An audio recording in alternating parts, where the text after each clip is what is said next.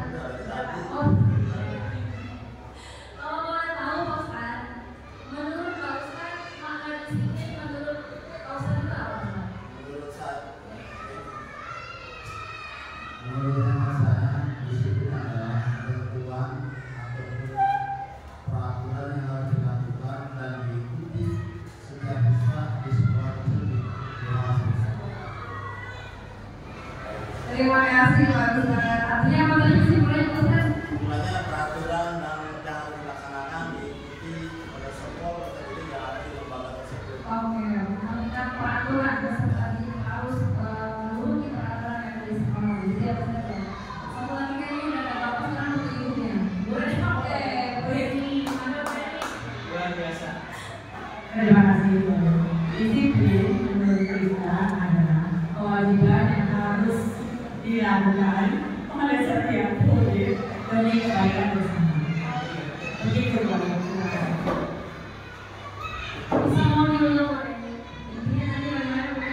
Intinya itu kewajiban yang harus dilakukan oleh setiap murid demi kepentingan bersama. Oke, kewajiban dan peraturan ya. Kewajiban yang harus dilakukan oleh setiap murid demi kebaikan bersama. Pasti di dalam disiplin itu ada kebaikan, betul Bapak Ibu? Iya. Oke, bagus sekali pendapat tentang disiplin untuk Bapak Ustaz dan Ibu Reni. Terima kasih atas pendapatnya Ibu Bapak. Oke, kita lanjut pada makna disiplin menurut ilmu. Ilmu yang sudah saya dapatkan dalam pendidikan secara disiplin. Bapak Ibu semua, mohon perhatiannya. Apa makna disiplin yang sesungguhnya secara bahasa ya? Secara bahasa Latin, disiplin atau disiplina yang artinya itu belajar. Makna asal dari kata ini berkonotasi dengan disiplin dari diri murid, Socrates dan Plato. Disiplin diri membuat orang menggali potensinya menuju sebuah tujuan, apa yang dia hargai. Namun dalam budaya kita, mana kata disiplin telah berubah menjadi sesuatu yang dilakukan seseorang pada orang lain untuk mendapatkan kepatuhan, seperti yang tadi dikatakan oleh Pak Ustadz berkaitan dengan peraturan, betul Pak Ustadz? Ya.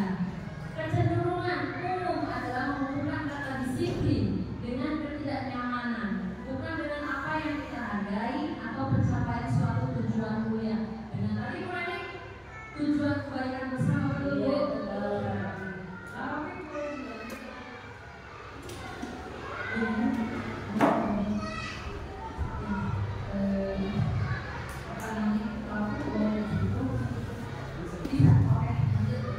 Masih di Pak ya? Oke Bapak Ibu, sekarang Pak Rofi boleh terus bisa mulai Pak Rofi. Pak Rofi sudah deh. Ya. Ibu kepala sekolah, Ibu Neni, Bunda tolong dari Ibu kepala sekolah sebentar. Iya. Jika mau ada pertanyaan dan sebentar.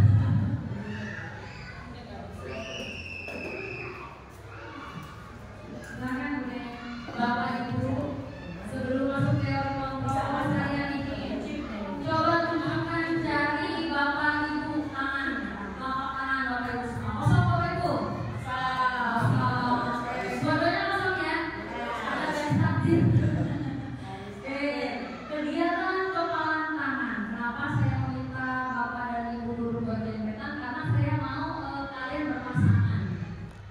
Pada kegiatan ini nanti Bapak dan Ibu dimohon untuk menjadi A dan B. Ada yang jadi A dan ada yang jadi B. Kemudian kalau di sini sobeklah secara kertas kecil. Bapak boleh menyobek, Bapak dan Ibu menyobek secara kertas kecil. Kemudian tuliskan sesuatu yang paling Bapak dan Ibu anggap berharga. Tidak boleh dimiliki oleh orang lain. Satu saja, ada titik, ada titik Pak. Satu benda apapun itu ya, benda atau sesuatu yang sangat berharga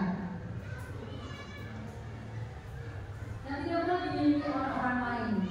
Kalau sudah mabuk, letakkan kertas itu pada salah satu kepalan tangan kanan atau kiri. Iya, dimasukkan ke dalamnya Pak Ustaz tangan. Oke, diumpetin ya, diumpetin. Bu Eni yang boleh tahu, Bu Eni dengan Ibu Mina ya, kita dari A dan B dulu ya. Oke, siapa yang mau jadi A silakan angkat tangan Bapak Ibu. A, B, A, Bapak Ibu. B, nah, Ibu Eni dengan Ibu Mina A yang mana B yang mana? A siapa? Oke, Bu Mina B ya.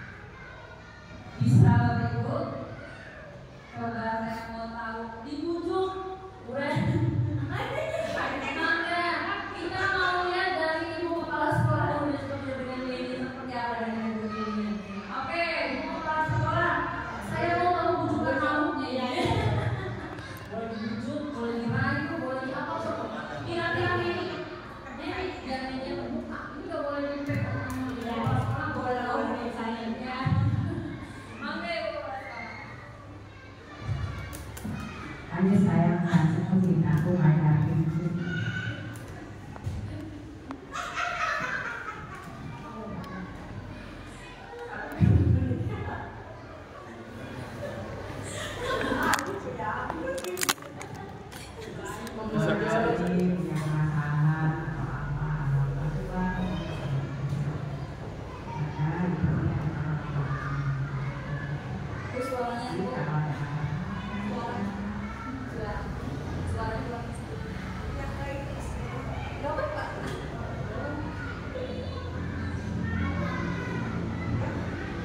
Mau nggak Bu Neninya? Mau nggak? Mau. Heboh ini. Bapak sekarang yang mau. Mau ngasih isinya apa Bu Nen?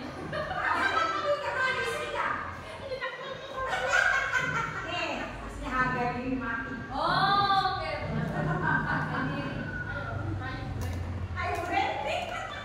Oke. Sekarang Bu Reni tolong kasih tahu saya dan guru-guru di sini bagaimana cara ibu merayu, membujuk, menyuap mungkin Pak Ustadz ini supaya mau membuka kepala barangnya, oke? Silakan Bu Reni. Mulai kita main. Ada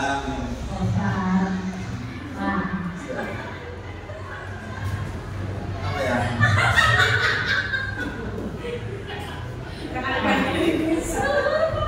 Kalau yang Pak, kalau misalnya tidak dari misalnya Pak, kalau sekarang ya Pak, dari Lagi kita iya Pak.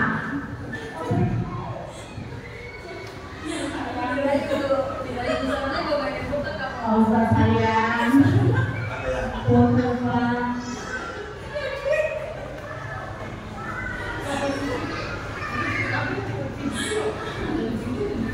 Pak, kalau Bapak buka di sini ada Bapak, kalau misalnya Bapak buka di situ, pasti harus saya laksanakan apa yang Bapak minta. Begitu Pak, terima kasih.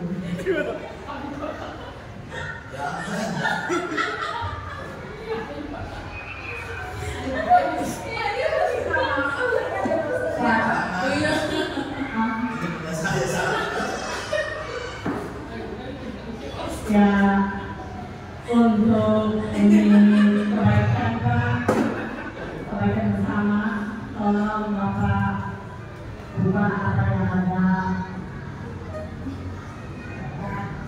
urusan kepada diri Bapak, saya tahu.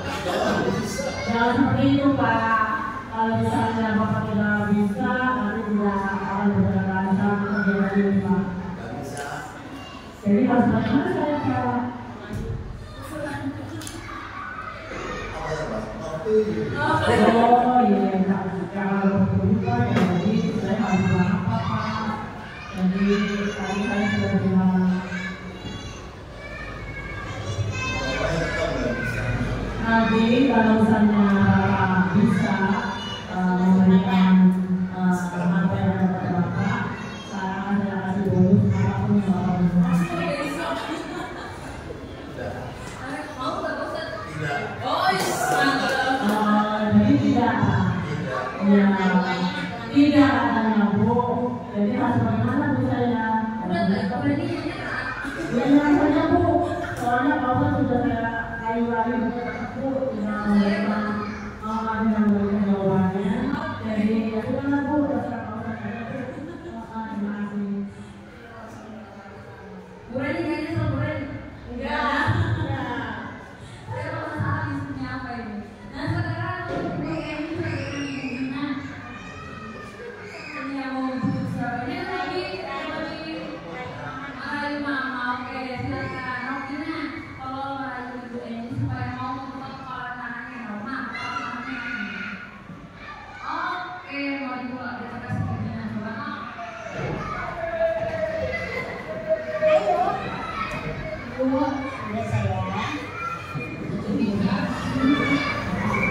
Boleh Ibu beritahu saya apa yang ada pada kepala tangan Ibu?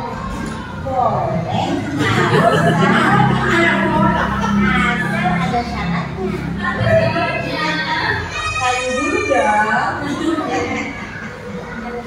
Jika ibu memberitahu saya apa itu yang ada pada kepala tangan ibu, saya janji tidak akan memberitahu siapapun. Iya. Terus saya akan menjaga rahasia tersebut. Apa ibu mau membukanya? Terus masih Terus. Apa ya? masih hadiah apa? Iya.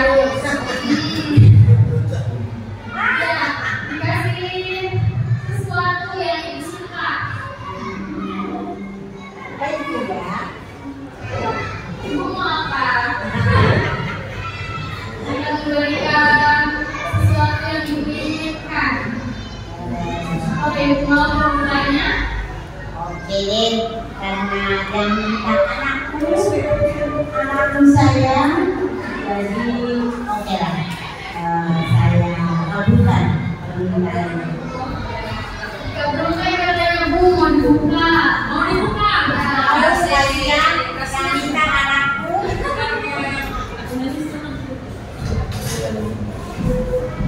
Udah dibuka? Oh, belum. Di sini aku. Hati.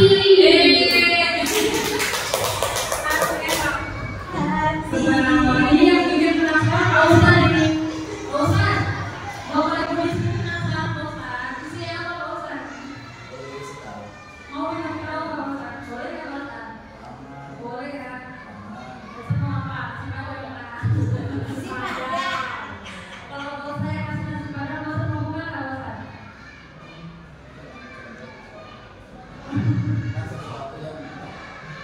Enggak. Iya. Itu akibat kayak sesuatu yang berbeda Pak Ustaz. Boleh nggak saya tahu? Dan kita kasih padang dulu Pak Ustaz. Dan posisinya satu. Oke, ini bagian Pak Ustaz betul ya. Oke, tepuk tangan Pak Ustaz. Oke, selanjutnya Pak Ustaz. Perubahan paradigma stimulus respon atau teori kontrol. Nah, Bapak Ibu, yang tadi Bapak Ibu lakukan adalah teori kontrol. Setiap orang tidak bisa mengontrol pribadi kita. Yang bisa mengontrol kita hanya diri kita sendiri. Adapun jika kita terbujuk merayu oleh bujukan, oleh tadi ada penyuapan nasi padang misalnya, ada apa namanya itu, ancaman bila yang asalnya seperti itu.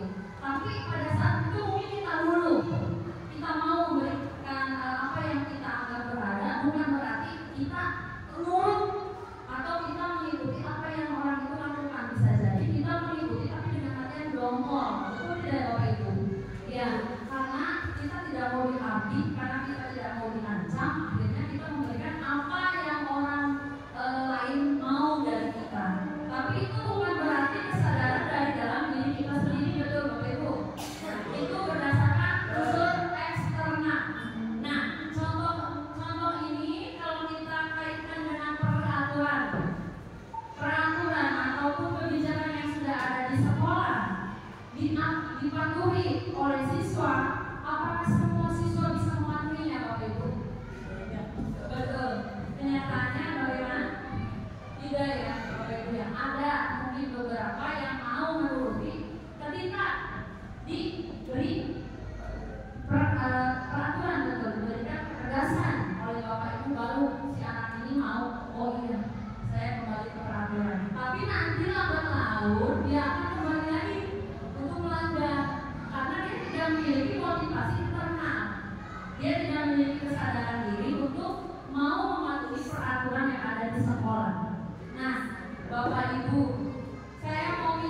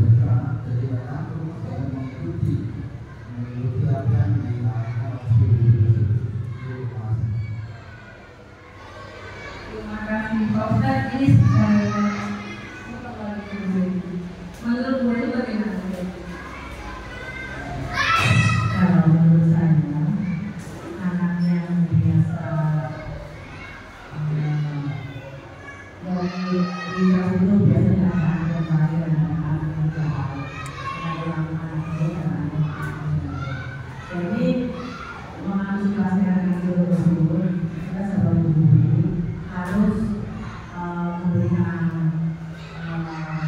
ajaran dengan baik supaya dia itu seperti itu. Contohnya misalnya anak itu misalnya rajin sekolah, bagaimana kita sebisa-bisanya guru supaya dia itu rajin sekolah. Contohnya dikasih seperti supaya dia berangkat sekolah atau dia seperti itu. Kalian kalau misalnya dia berangkat sekolah, kalian mau tidak? Ya, seperti itu. Insya Allah nanti anak itu juga akan rajin. Saya sudah berikan itu buat jelas ya. Anak itu sering tidak berangkat sekolah, tapi orang tuanya itu minta supaya ibu ini berbeda supaya anak itu rajin berangkat sekolah. Nyatanya iya Bu, berangkat sekolah dengan memang ibu berbicaranya tidak sampai kita benar-benar seperti ini. Kalau boleh tahu Bu, bahasa yang digunakan seperti apa Contohnya ada anak tingkat 2 yang tidak berangkat. Katanya Bu, si Juli namanya. Anak saya itu didosakan kebulannya. Cuma dia tidak mau berangkat sekolah baginya. Kata Juli tidak aja Ibu Eni. Kalau misalnya saya tidak berangkat seperti itu. Tolong Ibu Eni, kata orang tuanya. Kalau katanya aku bilang sama Juli supaya bisa berangkat sekolah. Dengan apa Bu? Dengan cara itu membuat HP dan sama itu bicara langsung dengan Juli. Jadi saya ngomong, Juli sayang, anak baik, besok berangkat sekolah ya Nak. Kalau kalian juga berangkat sekolah lagi, kalian nanti mau tidak di kelas. Soalnya sebentar lagi mau udah semester 2. Kalau kalian tidak mau udah semester 2, aturan dari pemerintah kalau yang ini tidak berangkat sekolah, kalian tidak berangkat sekolah tidak ada kecuali kalian itu sakit boleh tidak berangkat sekolah. Seperti itu. Terima kasih. Tepuk tangan Bapak Ibu. Oke. Ya, saya rasa cukup dari 2 contoh tadi ya. Oke, selanjutnya perubahan paradigma teori kontrol. Dengan bahasa yang sudah dicontohkan oleh Pak Ustadz dan Ibu Eni berkaitan dengan teori kontrol yang ingin diberikan kepada siswa agar siswa kembali mematuhi peraturan. Satu, dengan bahasa yang akan betul-betul proses agar mengenai kontu atau hati siswa gitu. Yang kedua, Ibu Reni memberikan ketegasan dalam berbicara dengan lembaga itu lebih tegas. Artinya dengan mengaitkan peraturan pemerintah, peraturan sekolah untuk mengingatkan kembali si siswa agar kembali mematuhi peraturan sekolah itu Ibu Reni. Oke. Kemudian Bapak Ibu, ini tentang paradigma. Dalam teori kontrol ada tentang ilusi. Apa itu ilusi? Bayangan. Ilusi guru mengontrol murid, ilusi bahwa kritik dan saran membuat orang merasa bersalah dapat menguatkan karakter. Ilusi bahwa semua penguatan positif, efektif dan bermanfaat. Ilusi bahwa orang dewasa memiliki hak untuk memaksa. Bapak Ibu,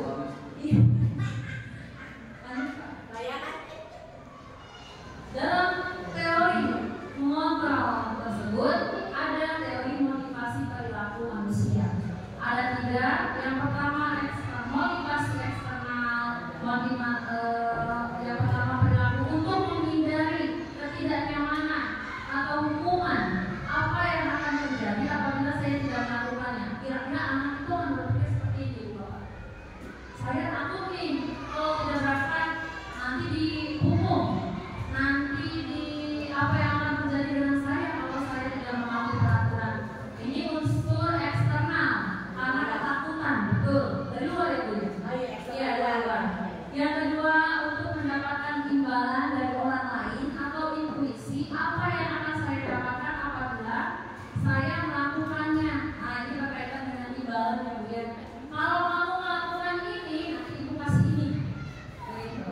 Yang ketiga, untuk menghargai diri sendiri, disiplin atau kontrol diri. Saya akan menjadi orang yang seperti apa bila saya melakukannya. Kira-kira pada saat menyadarkan siswa Kira-kira dari 3 perilaku tersebut, Bapak dan Ibu lebih condong ke yang mana? Eksternal ya? Eksternal, ada olahraga eksternal. Ini internal, Bu. Yang ini internal dari dalam diri. Menumbuhkan rasa berpikir dari dalam diri siswa, saya menjadi apa nih? Kalau misal saya terus-terusan begini, gitu bahasanya trauma ya. Bagaimana kalau saya terus-terusan melakukan kesalahan, apa yang akan terjadi dengan saya di masa depan? Tugas kita adalah membimbing dan mengarahkan anak agar memiliki perilaku ini, menyadarkan anak agar dapat memiliki motivasi dari dalam diri internal. Ya ini termasuk tujuan dari disiplin positif, menumbuhkan kesadaran dalam diri siswa bahwa saya akan mendapatkan apa, mendapatkan keuntungan atau kerugian apa jika saya terus melakukan kesalahan atau keluar dari koridor yang benar. Atau misalnya saya melakukan hal yang benar, saya akan dapat apa? Saya akan menjadi orang seperti apa? Begitu. Ya Bu ya. Ini sebenarnya tidak bukan sulit ya. Butuh proses. Betul. Satu dengan apa? Sabaran. Yang tadi Pak Ustaz katakan sabar dan ikhlas. Karena hidayah itu datangnya dari Tuhan. Kita sebagai guru wajib mendoakan siswa ya Bu. Tapi dengan usaha juga betul. Oke, selanjutnya Pak. Oke, dalam hal ini ada pengaruh jangka pendek dan jangka panjang. Ada tentang penghargaan menghukum, penghargaan mengurangi ketepatan,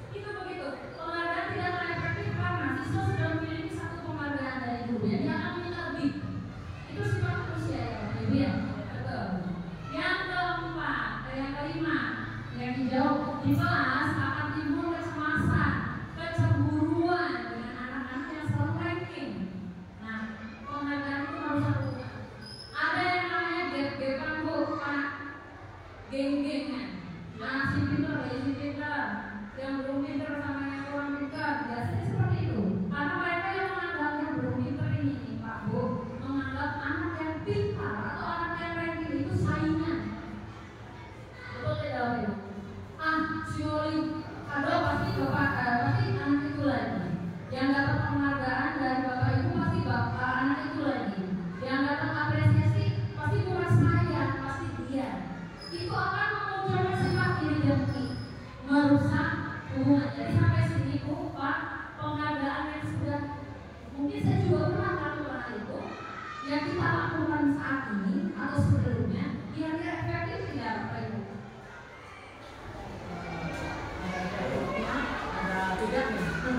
Pak, menarik ini jawabannya, ada efektif, ada tidaknya. Bagaimana boleh? Assalamualaikum warahmatullahi wabarakatuh. Misalnya dalam segi efektif, kalau misalnya dalam kelas anak yang berranking, tentunya itu pada pelajaran.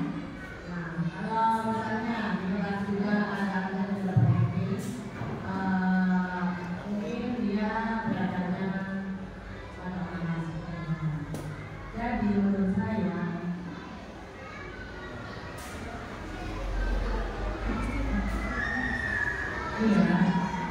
menurut saya penghargaan yang efektif itu bagi anak yang dapat ranking itu ya artinya misalnya dapat penghargaan hadiah itu menurut saya bagus supaya lebih memberikan semangat lagi bagi anak yang rajin belajarnya. Dan rajin yang dapat ranking itu mendapat hadiah itu supaya dia itu dapat lebih semangat seperti itu. Dan apabila anak yang belum bisa mendapat hadiah oleh jalan, ibu atau bapak gurunya bisa memberikan hadiah seperti apa supaya dia juga bisa mengikuti belajar lebih giat lagi seperti itu. Kalau menurut saya, jadi efektif dari efektif menurut saya dulu penghargaan yang efektif dari efektif itu ya harus diberi penghargaan tuh misalnya yang efektif seperti itu supaya anak semangat semua. Dan menurut saya kecemburuan kecemasan itu bagi anak-anak di lingkungan sekolah itu seharusnya anak itu tidak mengerti Bu. Oh iya dia dapat ranking, dia rajin belajar. Oh iya saya belum ranking berarti kita harus giat belajar seperti itu Bu. Luar biasa Ya, ya. seperti itu. Assalamualaikum warahmatullahi wabarakatuh. Waalaikumsalam warahmatullahi wabarakatuh. Saya butuh satu lagi pakai Ibu gimana Pak Ustaz? Melihat dari sini, tapi semua penghargaan yang telah saya pribadi pernah dilakukan kurang semua, kurang ada semua. Tapi yang efektif itu yang bagaimana kasih hadiah yang satu jangannya sembuh, dikasih nilai nanti yang lainnya sembuh. Jadi kita penjelasan biar penghargaan itu yang sudah bekerja bagaimana. Terima kasih. Ini bertanya ya Pak Ustaz? Bertanya, tidak berpendapat. Luar biasa Ibu Eni, betul. Saya simak dulu ya dari penjelasan Ibu Eni bahwasanya ada kalanya penghargaan itu berharga ya Bu ya. Berharga dan bermanfaat. Kemudian tadi apa namanya bekerja dengan baik pada anak-anak tertentu. Mungkin pada saat kelompok hijau. Untuk anak-anak yang merasa iri dengki, cemburu atau kecemasan yang ada pada anak dengan anak ranking, itu biasanya kita sebagai guru kelas wajib mengarahkan ya Bu ya, mengarahkan dan membimbing pada siswa yang lainnya. Kita yang namanya anak kan dalam ya Bu ya. Pasti kita tidak tahu bagaimana keirian orang seseorang dan orang lain, tapi kita sebagai guru mengantisipasi agar kecemburuan dan kecemasan itu tidak terjadi pada siswa-siswi kita. Kita mengarahkan anak-anak agar paham, oh iya, penghargaan yang diberikan oleh Ibu Reni kepada siswa berprestasi itu maknanya ada, tujuannya ada, dan karena apa begitu ya Ibu Reni ya. Luar biasa Ibu Reni ya. Ini pengalaman beliau itu sudah berapa tahun Ibu Reni? PNS berapa? Oh, ya udah lama. Wah, iya. Senior udah tua. Oke. Udah 16 tahun ya Pak? Oke.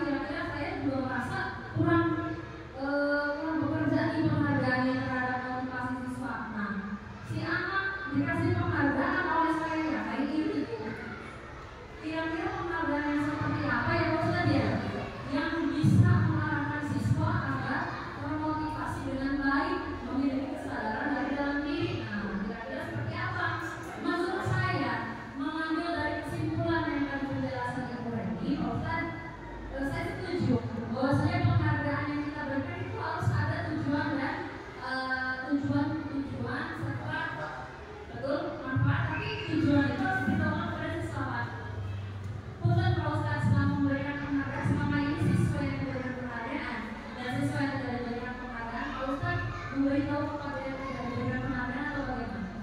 Oh tidak, tidak. Pantas ada kalinya ya. Iya. Jadi jalan keluarnya adalah apa dulu Bapak? Memberikan pengertian kepada siswa-siswi yang belum mendapatkan penghargaan. Bukan berarti tidak, pasti belum, mereka akan termotivasi. Oke, saya yakin ya. Belum mendapatkan penghargaan, agar tahu oh tujuan Bapak dan Ibu guru memberikan penghargaan itu ini. Nah, saya agar bisa mendapatkan penghargaan yang sama, saya harus seperti apa? Artinya mencontoh kandidat yang ranking tadi ya. Oke. Sekarang dihubung oleh penghargaan. Lah, ini bahasa saya. Kenapa dihubung oleh penghargaan? Saya yang biru kan. Hasil karya atau tulisan yang dibayar lebih jelek. Oh, ini berkaitan sama yang tadi. Masih lanjut. Penghargaan menurunkan kualitas. Kemudian mahasiswa yang diberikan gaji untuk membuat laporan akan tidak kreatif, betul. Karena mereka hanya akan berurusan pakai gajinya ya Pak. Kalau sudah tidak ada gaji yang diinginkan, pasti kinerja menurun atau naik? Menurun, betul. Kemudian anak yang biasa diberi hadiah, kemudian tidak akan melakukan sesuatu tanpa dia, betul tidak? Itu sifat anak-anak. Mengurangi motivasi progresi. Perbedaan hukuman dan konsekuensi. Nah, ini antara hukuman dan konsekuensi. Bedanya yang pertama, hukuman sesuatu yang menyakitkan harus terjadi. Contohnya, lari 2 kali putaran lapangan upacara. Itu hukuman atau konsekuensi Bapak Ibu? Hukuman karena menyakiti ya Bu ya. Iya, membuat lelah fisik.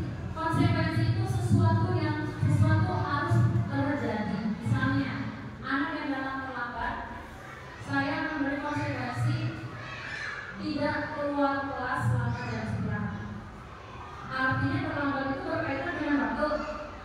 Nah, diberikan konsekuensi dengan hal yang sama.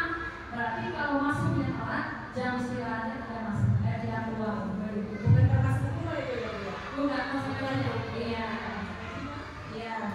Membuat anak sakit fisik maupun mati untuk jangka waktu lama. Wah, ini dendam Bapak Ibu. Ketika kita menghardik siswa dengan bahasa yang tidak tedeng-aling, tidak memperhatikan anak, kamu terlambat tidak ditanya alasannya, main dimarahin aja. Kira-kira ini yang akan terjadi Bapak Ibu. Sakit hati. Kemudian anak itu akan terus mengingat perkataan atau ucapan dari Bapak Ibu gurunya. Oh iya, Bapak Ibu guru itu telah mengatakan saya ini seperti ini. Dan itu akan berlangsung lama. Itu bahaya.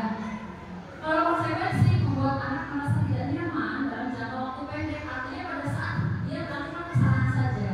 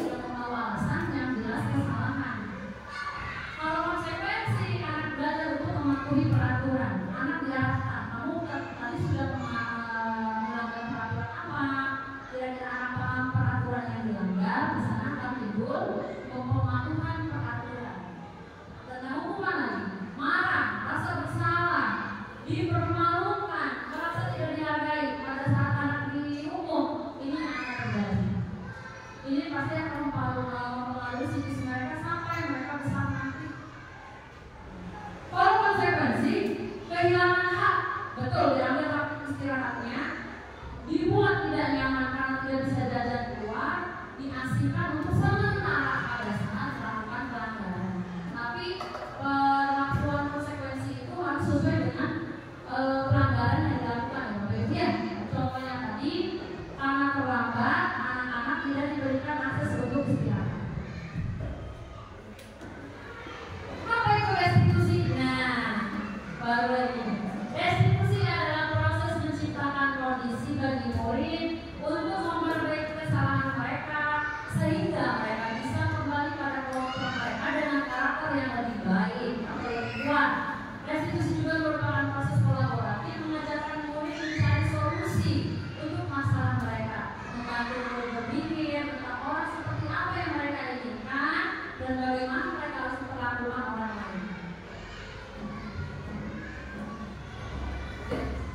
Nah, restitusi yang sudah dilakukan di sekolah itu biasanya bersifat seperti ini: tidak dipaksakan, tawaran, memperbaiki hubungan, kemudian ada restitusi diri, dan cara yang paling baik memperbaiki diri.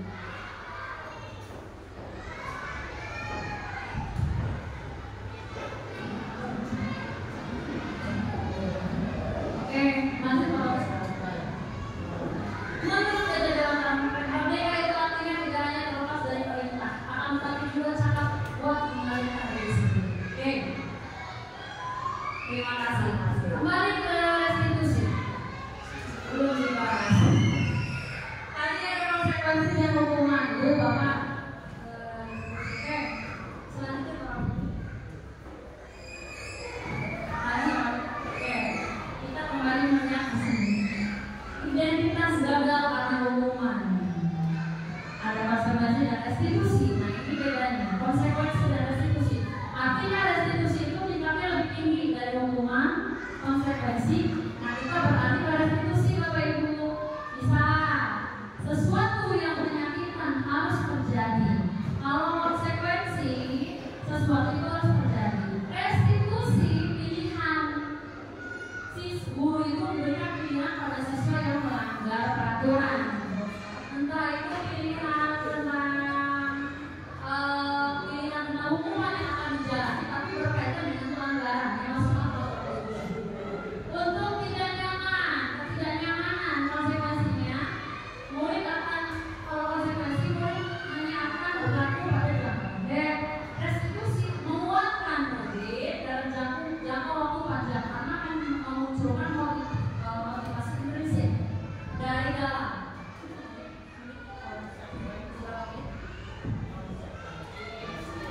Maaf, restitusi tertinggi.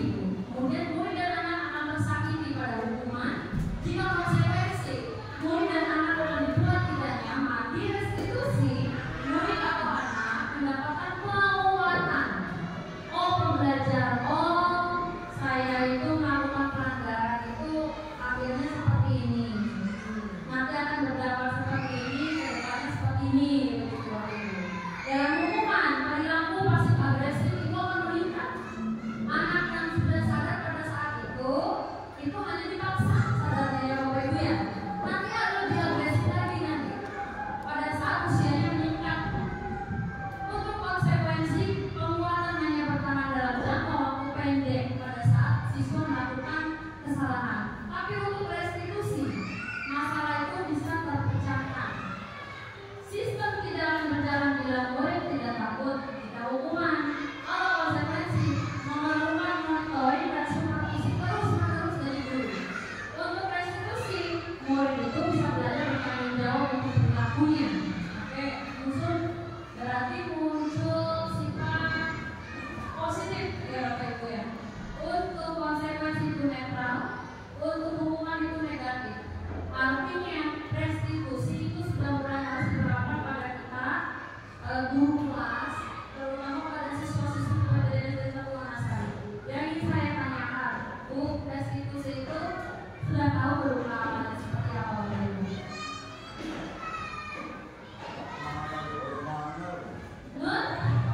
Belum tahu. Oke, restitusi itu adalah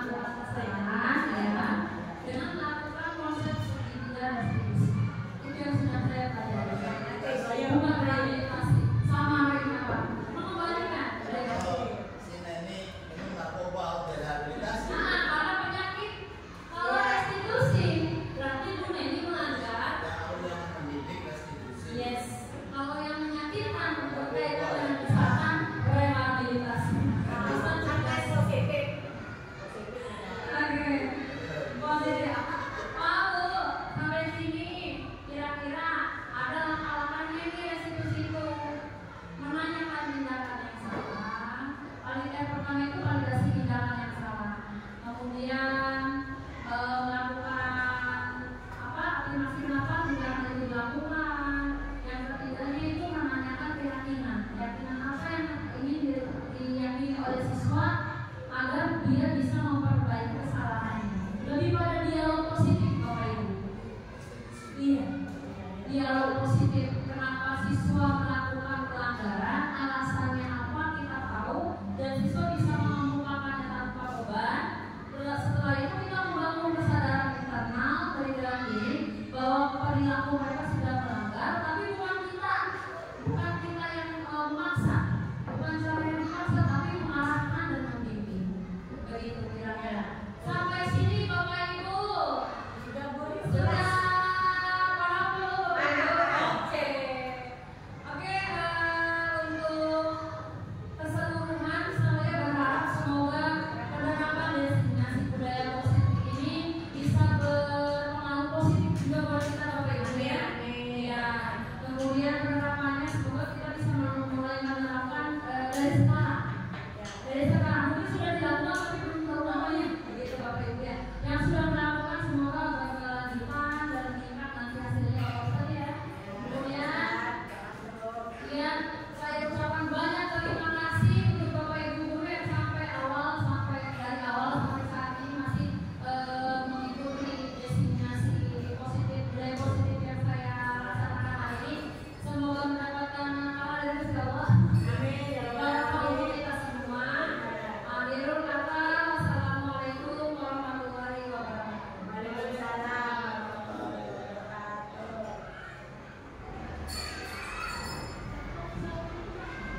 Oke, doa dulu Pak Ustaz ya. Doa dulu Pak Ustaz ya.